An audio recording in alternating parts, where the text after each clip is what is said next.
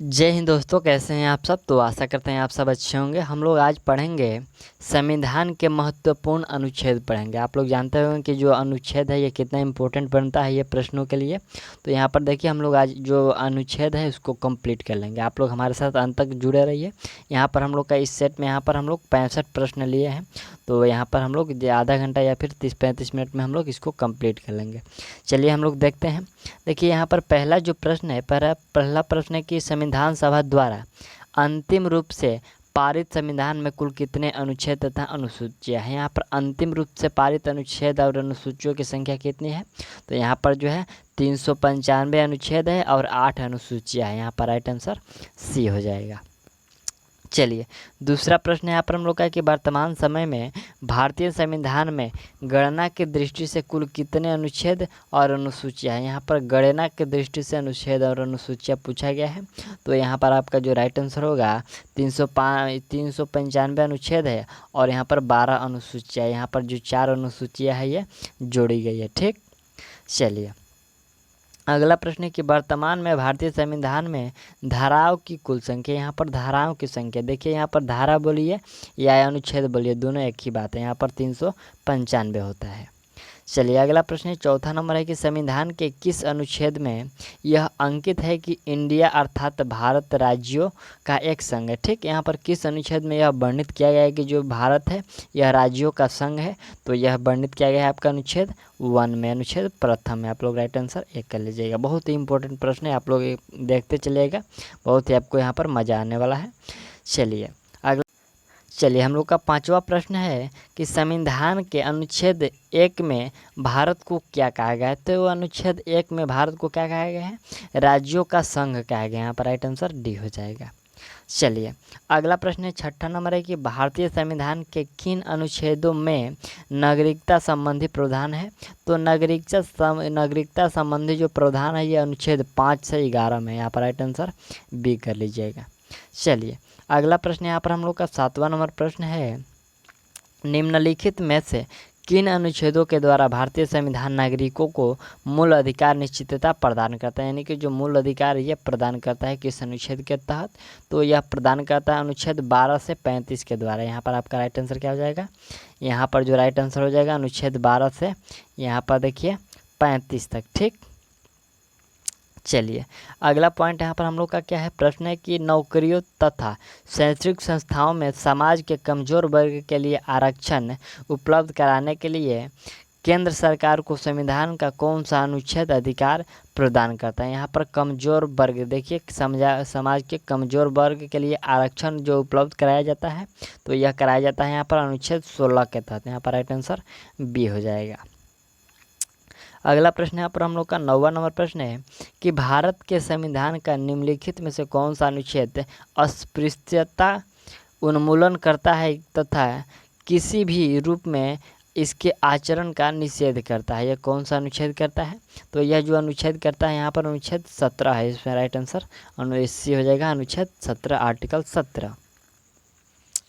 चलिए अगला प्रश्न देखते हैं हम लोग। प्रश्न क्या है, प्रश्न है कि भारतीय संविधान का कौन सा अनुच्छेद राष्ट्रपति के पद के लिए पुनः निर्वाचन की योग्यता निर्धारित करता है। यहाँ पर अनुच्छेद राष्ट्रपति के पद के लिए पुनर्निर्वाचन की जो योग्यता है, यहाँ पर योग्यता के बारे में राष्ट्रपति को दर्शाया गया कौन से अनुच्छेद में। तो वह अनुच्छेद यहाँ पर अनुच्छेद 57 में मिलता है। ठीक, चलिए अगला प्रश्न देखिए, प्रश्न 11 नंबर है कि भारतीय संविधान के किस अनुच्छेद के अंतर्गत भाषण एवं अभिव्यक्ति की स्वतंत्रता के अधिकार की गारंटी दी गई। यहाँ पर भाषण एवं अभिव्यक्ति की स्वतंत्रता की गारंटी दी गई है किस अनुच्छेद के तहत कि कोई भाषण दे सकता है। तो वह अनुच्छेद 19 में वर्णित किया गया है। ठीक, चलिए अगला प्रश्न यहाँ पर हम लोग का है कि भारतीय संविधान के किस अनुच्छेद में प्रेस की स्वतंत्रता दी गई। यहाँ पर जो प्रेस होते हैं या अखबार वाले न्यूज़पेपर वाले उनकी स्वतंत्रता जो दी गई है वह दी गई है अनुच्छेद 19 के ए में। यहाँ पर 19 के आई है यानी कि 19 के 1 में। ठीक, चलिए अगला प्रश्न है कि मौलिक अधिकारों के अंतर्गत कौन सा अनुच्छेद बच्चों के शोषण से संबंधित है। यहाँ पर मौलिक अधिकार के अंतर्गत कौन सा अनुच्छेद है जो बच्चों के लिए शोषण से संबंधित है।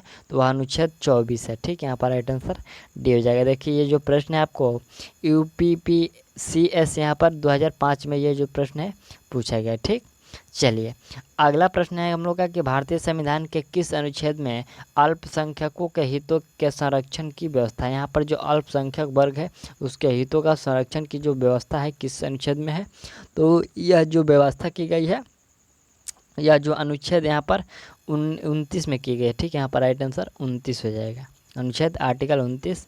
अगला पॉइंट हम लोग देखते हैं, प्रश्न है कि कौन से अनुच्छेद के अंतर्गत भारत का सर्वोच्च न्यायालय नागरिकों के मौलिक अधिकारों की रक्षा करता है। यहाँ पर मौलिक अधिकारों की रक्षा करता है, तो यह जो करता है यह अनुच्छेद 32 करता है। ठीक, यहाँ पर राइट आंसर अनुच्छेद 32 हो जाएगा। चलिए अगला प्रश्न यहाँ पर हम लोग का है कि भारतीय संविधान के किन अनुच्छेदों में राज्य के नीति निर्देशक तत्वों का उल्लेख है। यहाँ पर थोड़ा सा ध्यान दीजिएगा, राज्य के नीति निर्देशक तत्व ये किस अनुच्छेद के अंतर्गत आते हैं, तो ये सभी आते हैं अनुच्छेद 36 से 51 के अंतर्गत। अनुच्छेद 36 से 51 के अंतर्गत राज्यों के नीति निर्देशक तत्व आते हैं। चलिए अगला पॉइंट हम लोग का है कि भारतीय संविधान के अंतर्गत कल्याणकारी राज्य की अवधारणा निम्नलिखित में से किस अनुच्छेद में वर्णित है। यहाँ पर देखिए कल्याणकारी राज्य की जो अवधारणा है यह किस अनुच्छेद में है, तो यह जो है आपको अनुच्छेद 39 में है। ठीक, यहाँ पर राइट आंसर अनुच्छेद 39 में है। अगला प्रश्न क्या 18वें नंबर प्रश्न हम लोग का है कि भारतीय संविधान का कौन सा अनुच्छेद राज्य सरकारों को ग्राम पंचायत के गठन का निर्देश देता है। यहाँ पर राज्य सरकार को ग्राम पंचायत के गठन का जो है निर्देश देता है, कौन सा अनुच्छेद, तो यह अनुच्छेद देता है 40 देता है। ठीक, अनुच्छेद 40।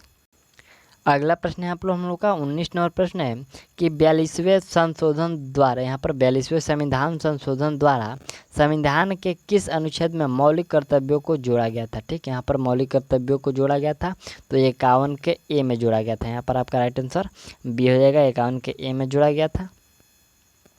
अगला प्रश्न यहाँ पर हम लोग का है कि भारतीय संविधान के किस अनुच्छेद में मौलिक कर्तव्यों की चर्चा की गई। यहाँ पर मौलिक कर्तव्यों की जो चर्चा की गई है किस में की गई है, तो यहाँ पर की गई है 51 के ए में मौलिक कर्तव्यों की चर्चा की गई है। चलिए अगला पॉइंट देखते हैं हम लोग, यहाँ पर प्रश्न क्या है। यहाँ पर हम लोग का पहला प्रश्न 21 नंबर है कि संघ की यहाँ पर संघ की कार्यपालिका शक्ति राष्ट्रपति के निहित होगी जिनका प्रयोग वह स्वयं या अपने अधीनस्थ अधिकारियों के द्वारा करेगा। यह किस अनुच्छेद में वर्णित है, तो ये सभी जो है अनुच्छेद 53 में वर्णित है।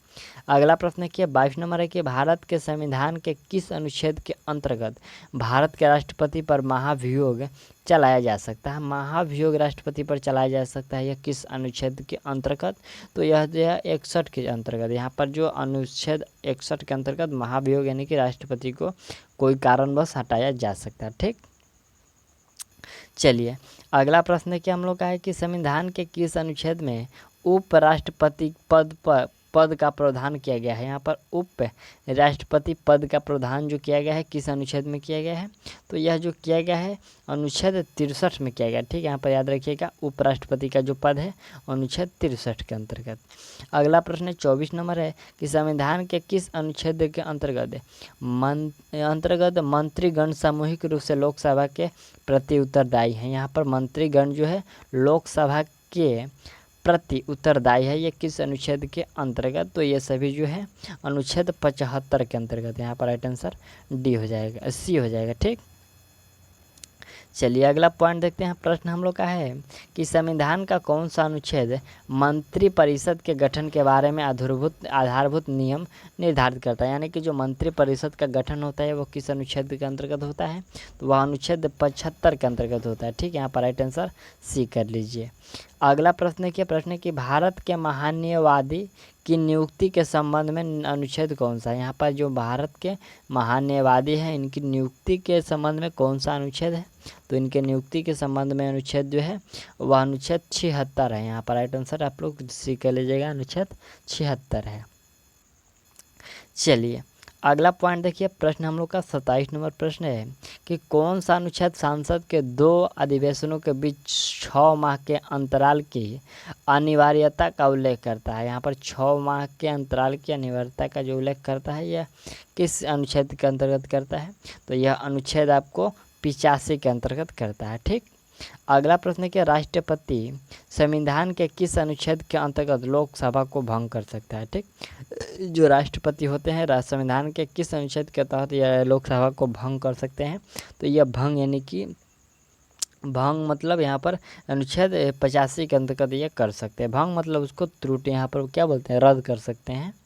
चलिए अगला प्रश्न है कि संविधान के किस अनुच्छेद द्वारा सांसद की संयुक्त बैठक का प्रावधान किया गया है। यहाँ पर सांसद की जो संयुक्त बैठक होती है वो जो किया गया है अनुच्छेद 108 के अंतर्गत। यहाँ पर राइट आंसर बी हो जाएगा।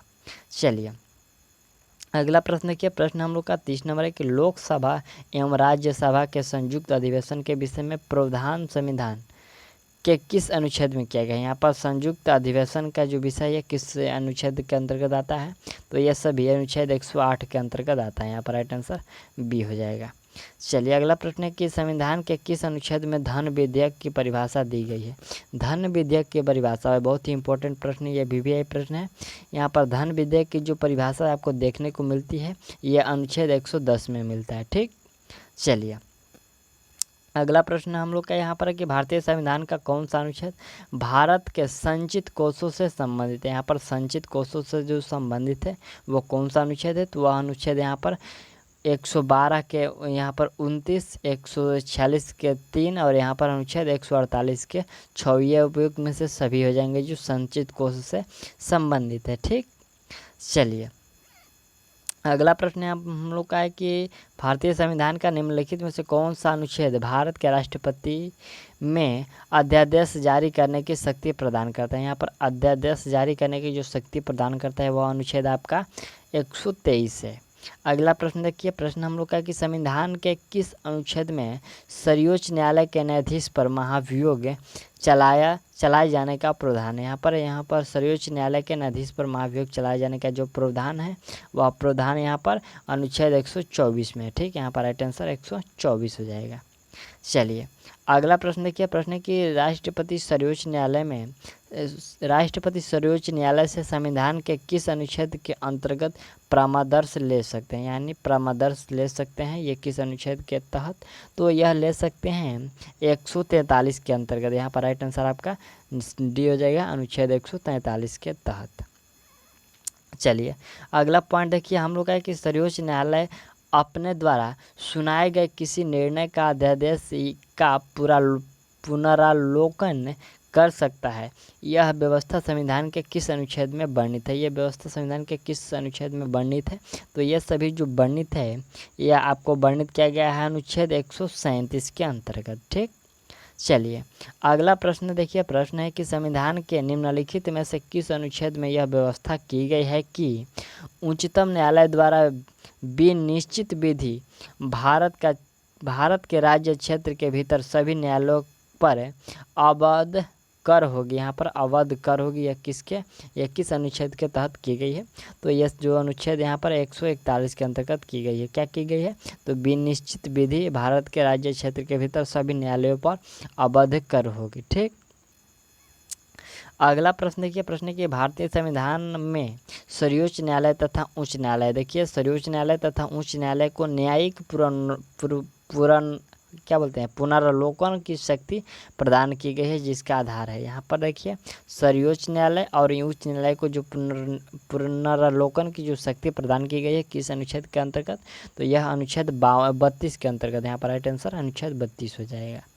अगला प्रश्न क्या, प्रश्न है कि संविधान के किस अनुच्छेद के अंतर्गत अधीनस्थ न्यायालय या जिला न्यायालय का प्रावधान किया गया है। ठीक, तो यह किस अनुच्छेद के अंतर्गत किया गया है। यह सभी किए गए हैं अनुच्छेद 233 के अंतर्गत। ठीक, चलिए अगला पॉइंट देखिए, प्रश्न है कि भारतीय संविधान का कौन सा अनुच्छेद संवैधानिक प्रावधानों की संघीय संसद राज्य विधान पालिकाओं द्वारा बनाए गए नियमों कानूनों पर प्राथमिकता प्रदान करती है। यहाँ पर प्राथमिकता प्रदान करती है यह अनुच्छेद 245। ठीक, अगला प्रश्न 41 है हम लोग का कि किस अनुच्छेद के तहत अवशिष्ट शक्तियों केंद्र के पास है। यहाँ पर किस अनुच्छेद के तहत जो अवशिष्ट शक्तियाँ हैं ये केंद्र के पास है।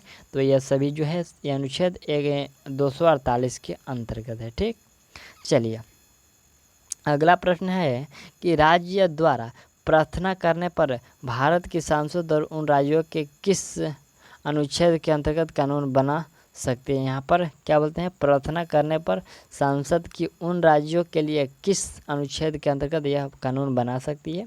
तो यह जो कानून बना सकती है अनुच्छेद 52 के तहत। अगला प्रश्न क्या है, प्रश्न हम लोग का है कि भारतीय संविधान के अंतर्गत निम्नलिखित में से कौन सा अनुच्छेद सांसद को राज्य सूची के विषय में संबंध में विधि बनाने की शक्ति प्रदान करता है। यहाँ पर संबंध में विधि बनाने की जो शक्ति है वह प्रदान करता है। तो यह प्रदान जो करता है अनुच्छेद 249 यह प्रदान करता है। चलिए अगला प्रश्न हम लोग का है कि भारतीय संविधान का कौन सा अनुच्छेद सांसद को अंतर्राष्ट्रीय समझौतों को लागू करने के लिए विधि निर्माण करने की शक्ति प्रदान करता है। यहाँ पर विधि निर्माण करने की जो शक्ति प्रदान करता है यह अनुच्छेद 253 करता है। ठीक, चलिए अगला प्रश्न यहाँ पर हम लोग का 45 है कि केंद्र राज्य के प्रशासनिक संबंध भारतीय संविधान के किस अनुच्छेद में वर्णित है। यहाँ पर देखिए प्रशासनिक संबंध भारतीय संविधान के किस अनुच्छेद में वर्णित है। तो यह जो वर्णित है अनुच्छेद 256 से 263 तक, यहाँ पर किसमें 256 से 263 तक यह वर्णित है। अगला प्रश्न क्या, संविधान के किस अनुच्छेद के अंतर्गत केंद्र सरकार राज्य सरकारों को निर्देश दे सकती है। यहाँ पर राज्य सरकार, ये जो केंद्र सरकार है राज्य सरकार को निर्देश, कोई भी निर्देश दे सकती है। तो वह किस अनुच्छेद के तहत, वह अनुच्छेद 256 के तहत दे सकती है।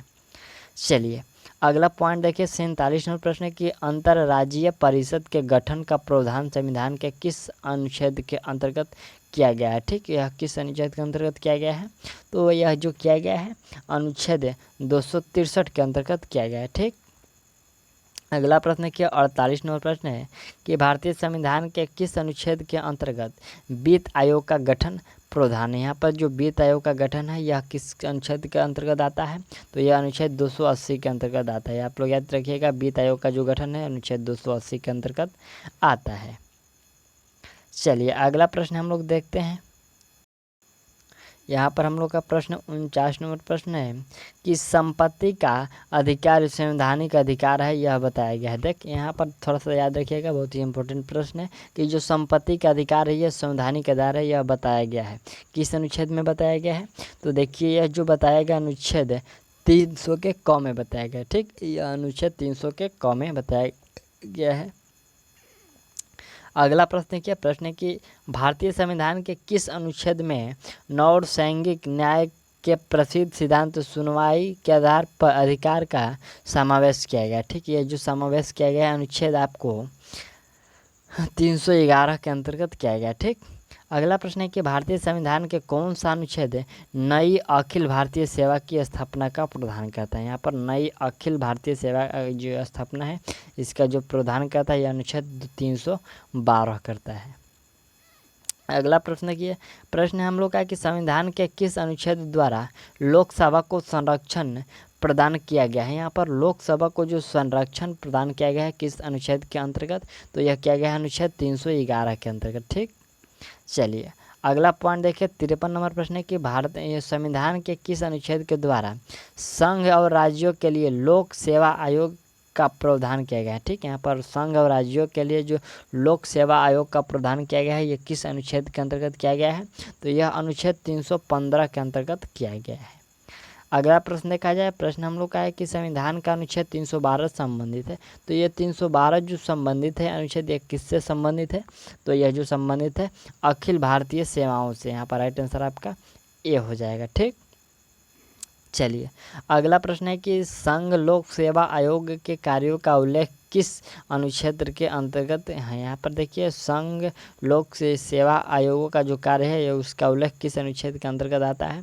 तो इसका जो उल्लेख है अनुच्छेद 320 के अंतर्गत आता है। ठीक, 56 नंबर प्रश्न है कि भारतीय संविधान के किस अनुच्छेद में निर्वाचन आयोग के लिए प्रावधान है। यहाँ पर निर्वाचन आयोग के लिए जो प्रावधान है किस अनुच्छेद के अंतर्गत। तो यह अनुच्छेद आपको 324 के अंतर्गत है। ठीक, चलिए अगला प्रश्न है कि लोकसभा में एंग्लो इंडियन समुदाय के प्रतिनिधित्व प्रतिनिधित्व के लिए प्रावधान संविधान में किस अनुच्छेद के अंतर्गत आता है? यहाँ पर थोड़ा सा याद रखिएगा, ये जो एंग्लो इंडियन समुदाय के जो प्रतिनिधित्व ये किस संविधान के अंतर्गत आता है? तो एंग्लो इंडियन का जो प्रावधान आता है यह अनुच्छेद 331 में आता है। ठीक, अगला प्रश्न किया 58 नंबर के अनुसूचित जनजातियों और अनुसूचित जनजातियों के लिए एक राष्ट्रीय आयोग गठित करने का प्रावधान संविधान के किस अनुच्छेद के अंतर्गत आता है? तो यह जो गठित करने का आता है अनुच्छेद आपको 338 और 338 के एक के अंतर्गत आता है। ठीक, चलिए अगला प्रश्न क्या है? प्रश्न है कि संविधान के किस अनुच्छेद के अंतर्गत हिंदी को राजभाषा का दर्जा प्रदान किया गया? ठीक है, यहाँ पर हिंदी को राजभाषा का जो दर्जा प्रदान किया गया किस अनुच्छेद के अंतर्गत? तो यह अनुच्छेद 343 के आई के अंतर्गत। ठीक है, यहाँ पर 343 के आई के अंतर्गत। अगला देखिए प्रश्न कि किस अनुच्छेद में यह प्रावधान किया गया है कि संघ की राजभाषा हिंदी तथा लिपि देवनागरी होगी? यह किस में प्रावधान किया गया है? तो यह जो प्रावधान किया गया अनुच्छेद 343 में किया गया। ठीक है, यहाँ पर राइट आंसर दोनों एक ही है, यहाँ पर 343 का आई और यहाँ पर 343 है। चलिए अगला प्रश्न देखिए, प्रश्न क्या है? संविधान के किस अनुच्छेद में हिंदी भाषा के विकास के लिए निर्देश दिया गया? हिंदी भाषा का जो विकास है ये कौन से अनुच्छेद में वर्णित है? तो यह 343 में। ठीक, अगला प्रश्न क्या? भारत में बाहरी आक्रमण अथवा सशस्त्र विद्रोह के कारण भारत के राष्ट्रपति द्वारा राष्ट्रीय आपातकाल की घोषणा किसके अंतर्गत लगाई जा सकती है? यहाँ पर जो देखिए बाहरी आक्रमण या फिर सशस्त्र विद्रोह के कारण जो राष्ट्रपति के द्वारा आपातकाल की घोषणा की जाती है यह किस अनुच्छेद के अंतर्गत की जाती है? तो यह अनुच्छेद 352 के अंतर्गत की जाती है। यहाँ पर आपका राइट आंसर ए हो जाएगा। चलिए अगला पॉइंट देखिए, प्रश्न है कि भारतीय संविधान का कौन सा अनुच्छेद राज्यों के संवैधानिक तंत्र के असफल होने की स्थिति में राष्ट्रपति शासन का प्रावधान करता है? यहाँ पर राष्ट्रपति शासन का जो प्रावधान करता है किस अनुच्छेद के अंतर्गत करता है? तो यह जो करता है अनुच्छेद यहाँ पर 356 के अंतर्गत करता है। ठीक, अगला प्रश्न देखिए 64 नंबर की संविधान के किस अनुच्छेद के आधार पर वित्तीय आपातकाल की घोषणा राष्ट्रपति करता है? यहाँ पर जो वित्तीय आपातकाल की घोषणा है यह राष्ट्रपति करता है किस अनुच्छेद के तहत? तो वह अनुच्छेद 360 के तहत करता है। ठीक, देखिए अगला प्रश्न क्या है? प्रश्न हम लोग का कि संविधान में मंत्रिमंडल शब्द एक बार प्रयोग हुआ है और यह है, यहाँ पर जो मंत्रिमंडल शब्द का प्रयोग एक बार हुआ है संविधान में और वह किस अनुच्छेद में हुआ है? तो वह जो हुआ है आपका अनुच्छेद 352 में हुआ है। ठीक, यहाँ पर राइट आंसर आपका 352 में हुआ है ये जो मंत्रिमंडल शब्द का प्रयोग है। ठीक, तो यहाँ पर हम लोग अनुच्छेद से संबंधित यहाँ पर हम लोगों ने 65 प्रश्नों को कंप्लीट कर लिया और आशा करते हैं कि यहाँ पर जो आपका ये वीडियो है बहुत ही हेल्पफुल होगा। यदि आप लोग बोलिएगा तो इसका हम लोग पार्ट 2 भी लेकर आएंगे। तो मिलते हैं अगले वीडियो में, तब तक के लिए जय हिंद जय भारत।